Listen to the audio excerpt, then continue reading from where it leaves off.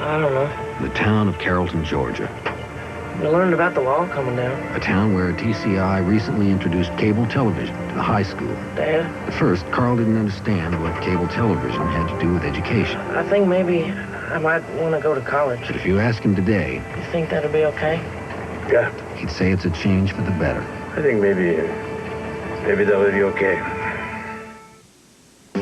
TCI Cablevision viewers, beat the heat and the boredom of summer reruns. With Encore, it's what you've been looking for, and you don't even have to go out to find it. That's right. Enjoy all the hit movies of the 60s, 70s, and 80s in the comfort and convenience of your own home. And you know what that means. No more gum stuck to your shoes. No more big hair blocking your view. No more outrageous late fee dues. So, call TCI Cablevision and order Encore today. You'll fall in love with movies all over again.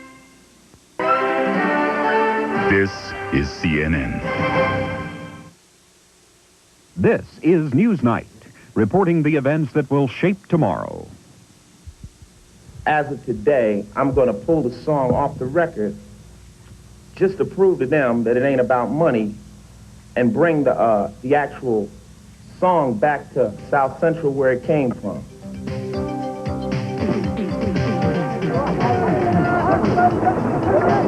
RU-486 were available to American women. Welcome to Newsnight. I'm Patrick Greenlaw. And I'm Brian Christie. Among the stories we're following, Saddam Hussein takes a symbolic swim in the face of crisis.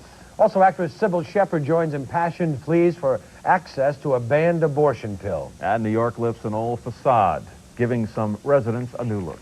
But first, let's take a look at this story. A song that prompted bomb threats against a recording company is coming off store shelves. The request to recall the controversial song Cop Killer came from the artist himself, rapper Ice-T.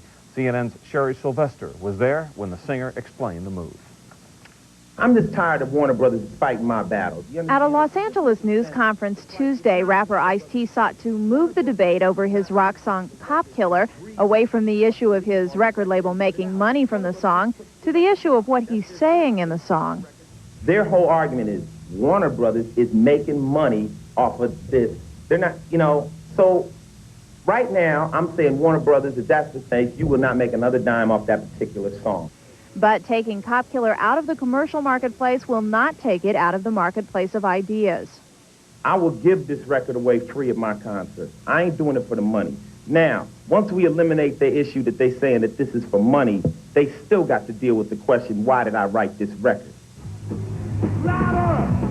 Ice-T showed a video of himself performing Cop Killer before an enthusiastic audience of white fans who were loudly echoing his condemnation of police and said that's why the song has created such an uproar.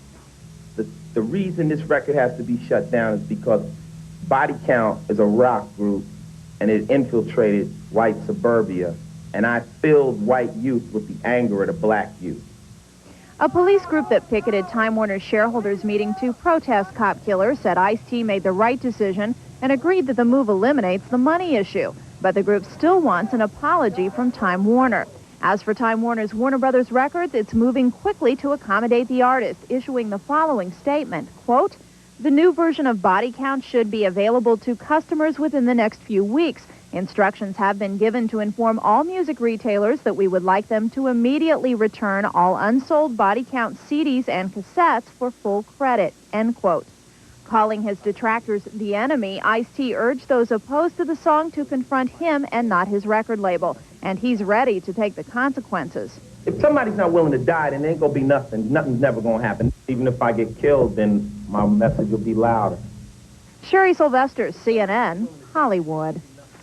After a 3-week standoff, a team of United Nations inspectors today finally got inside Iraq's agriculture ministry. The inspectors spent 6 hours looking for evidence of Iraqi weapons programs. No word on what, if anything, they actually found. They do plan to finish the job sometime tomorrow. And at the same time, Saddam Hussein went swimming about 100 miles north of Baghdad. The Iraqi news agency says the swim in the Tigris River was at the same spot where the Iraqi leader, wounded in a 1959 attempt to assassinate Iraq's prime minister, crossed to escape a police manhunt. In Washington, congressional leaders were called to the White House to discuss the situation in Iraq. Democrats presented a unified front with President Bush, saying that they are ready to support him if another confrontation develops with Iraq. But all signs are pointing away from a military strike, at least for the time being. The Pentagon has changed the orders for aircraft carrier John F. Kennedy on Sunday when tensions were rising between Iraq and the U.S. It was heading for the Mediterranean. Now it is being ordered to stay in the Atlantic. I want to be cautious here. I sense people are ratcheting this up a little bit more than it deserves in terms of a sense that there's some sort of imminent action. That is not the case. No, this was a matter of routine consultation with the congressional leadership on what we have seen as a pattern of behavior that we think is inappropriate. Meanwhile, the Democrats are trying to use the Iraq situation as political ammunition against the Bush administration. Democratic Vice Presidential nominee Al Gore joined former President Jimmy Carter today in criticizing Mr. Bush.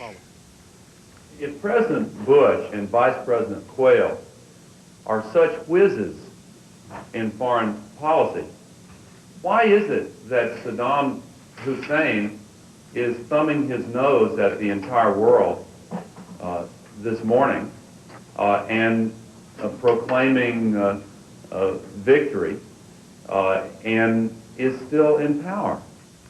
Carter said Mr. Bush would show a lack of commitment to international affairs if James Baker gives up his job as Secretary of State to run the Bush re-election campaign. Well, just ahead on Newsnight, a chemical-carrying truck collides with a passenger train in Louisiana. Also, at 20 minutes past the hour, Sybil Shepherd moonlights on Capitol Hill as a lobbyist for the so-called abortion pill. And coming up at 25 after, a farmer who plants only weeds and harvests a lot of money.